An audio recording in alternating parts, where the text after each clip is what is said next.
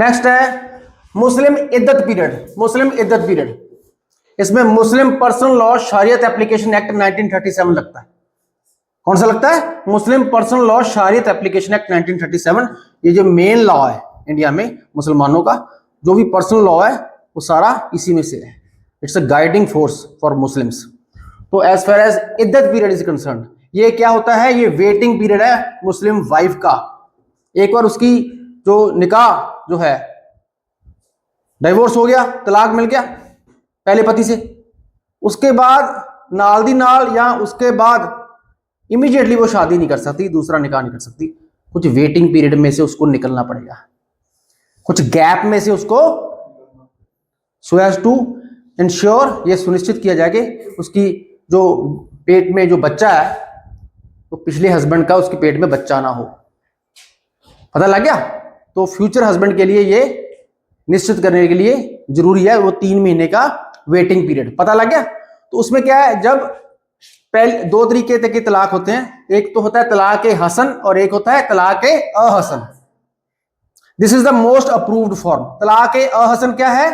Most approved form ये है। उसके बाद अगर ये नहीं तो तलाक हसन, और थर्ड जो था वो था ट्रिपल तलाक, तलाक बिद्दत। उसको सुप्रीम कोर्ट ने बैन कर दिया, उसको सुप्रीम कोर्ट में बैन कर दिया। अब यही 2 रह गए हैं, तलाक अहसन एंड तलाक हसन। This is the most approved. इसमें क्या है, पहले महीने की प्योरिटी पीरियड में उसने हस्बैंड ने तलाक दे दिया। प्योरिटी पीरियड होता क्या है? जब मुस्लिम वाइफ के मेंसेस, मेंस्ट्रुएशन नहीं आ रही होती, वो प्योरिटी पीरियड है। उस समय मुस्लिम ने, हस्बैंड ने उसको तलाक दे दिया, प्रोनाउंस कर दिया। उसके बाद दूसरा महीना निकल गया, फिर तीसरा महीना निकल गया। जब तीसरे महीने का प्योरिटी पीरियड निकल गया, वो तलाक फाइनल हो गया, वो तलाक फाइनल हो गया। उसके बाद वो दूसरी शादी कर सकती है, दूसरा निकाह कर सकती है। इसको कहते हैं तलाक अहसन। तलाक हसन में क्या होता है? पहले महीने प्योरिटी पीरियड में हस्बैंड ने तलाक प्रोनाउंस कर दिया, फिर दूसरे महीने की प्योरिटी पीरियड में दोबारा प्रोनाउंस करना पड़ेगा, फिर तीसरे महीने की प्योरिटी पीरियड में, वाइफ की प्योरिटी पीरियड में तलाक तीसरी बार फिर प्रोनाउंस करना पड़ेगा।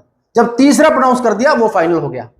जब तीसरा प्रोनाउंस कर दिया वो फाइनल हो गया। इसको क्या बोलते हैं? तलाक हसन। ये 3 महीनों का पीरियड इद्दत पीरियड होता है। तलाक में, डिवोर्स में 3 महीने का होता है। अगर हस्बैंड की डेथ हो जाए तो फिर 4 महीने 10 डेज, 4 months 10 days। डेथ में 4 month 10 days का पीरियड है इद्दत पीरियड वाइफ के लिए। डिवोर्स में 3 महीने का। उसके बाद वो नया जो विवाह कर सकती है, ठीक है, नया निकाह कर सकती है। क्लियर होगी बात? Yes, sir.